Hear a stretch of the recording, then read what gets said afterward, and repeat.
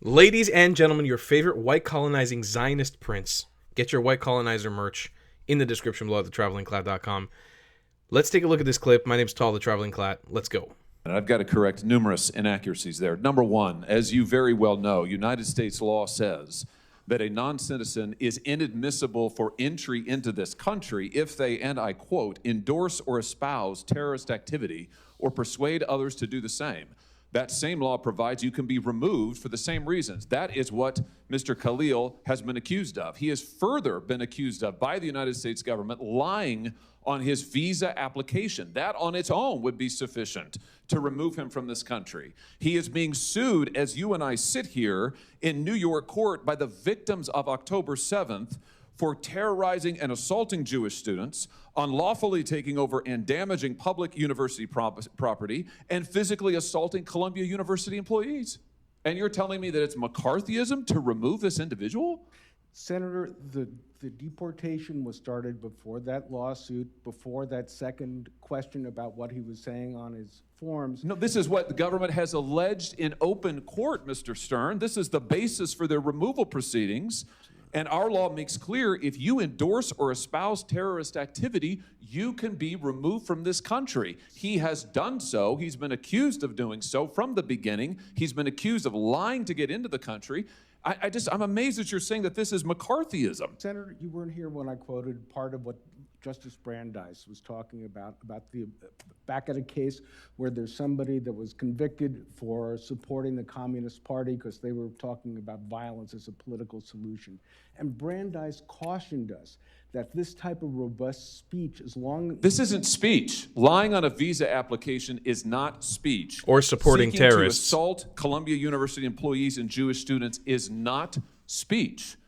You are defending an individual who has espoused the destruction of this country, the destruction of the state of Israel, the destruction of Jews, and has taken actions in furtherance of the same. You've also said that investigating the 60 colleges and universities that are currently under investigation by the Trump administration for anti-Semitism is a form of weaponizing anti-Semitism for political benefit.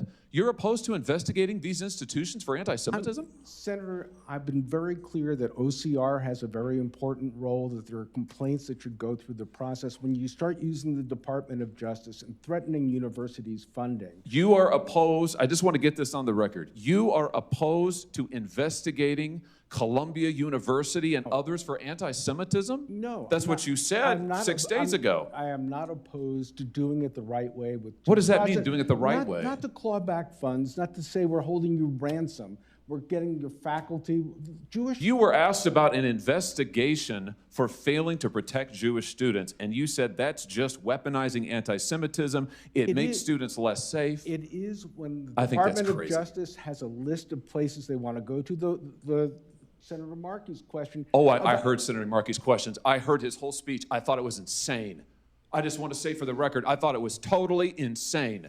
And I think your positions are similarly insane. I think the idea that we would bend over backwards to hug and kiss and make nice to a pro-Hamas rioter, because that's what Khalil is, and that we would say, we can't remove him, and that makes Jewish students less safe on our campuses? That's nuts. Senator, that's nuts. To Rabbi Saberstein's point, if you look at American history, the times when Jews were most vulnerable was during the Palmer raids in World War I, when there was political... Jews are vulnerable now on our campuses because of people like Khalil, and I want to say for the record, I'm glad he's gone, and I hope he never comes back. Senator Hickenlooper. Mr. Stern, let me sternly say, what the fuck? What the fuck? What the hell? What kind of a Jew are you? I mean, I'm assuming you're a Jew. Stern is the most fucking Jewish name I've ever heard in my life. What kind of fucking Jew are you? You don't speak for me. Get Mahmoud Khalil out of this country. Get him out of this country. He should never be able to come back. He's a Hamas supporter. Why are we fighting for him? Why in the world are we fighting for this man? He is a Hamas supporter, an open Hamas supporter. Why? What logic do you have besides being on the stupid, like, brainwashed liberal left side of the aisle? You're so brainwashed that you subscribe to the left. You forget that you're a fucking Jew. Mahmoud doesn't care. He would kill you. Or at least he would support and cheer on the people who would kill you. What the fuck, Mr. Stern? What is wrong with you, sir? And I don't know what kind of kangaroo court. I didn't watch the whole. I was only sent this clip. I don't know who this fucking rabbi is. I don't know if he's pro Mahmoud or what. But whoever this rabbi is, too, I better shape up. I don't know. I don't know what the setup is. I hope this rabbi is not supporting Mahmoud to stay here. Speaking as a Jewish person. Get a bunch of Mizrahi Jews up there on that panel real quick. Let us talk for the Jewish people. Just give me 5 minutes. And again, I'm not trying to make this a Mizrahi versus Ashkenazi thing. Just put on Rabbi Suissa from Miami, Florida, real quick up there. Put a Safar rabbi from Syria real quick up on that. Let's see how long Mahmoud Khalil's reputation. What the fuck is wrong with you guys? What is this? I don't understand the American Jews, specifically the American Jews that would stand up for this. I'm sorry, you do not speak for Israel. You do not speak for Jewish people. Absolutely not. Somebody who wants to kill Jewish people in the name of Hamas, who cheers on Hamas, and you support that man, you do not speak for Jewish people. You speak for some sort of deranged ideology of Jewish people that is manifested in America because you come from an immense point of Jewish privilege.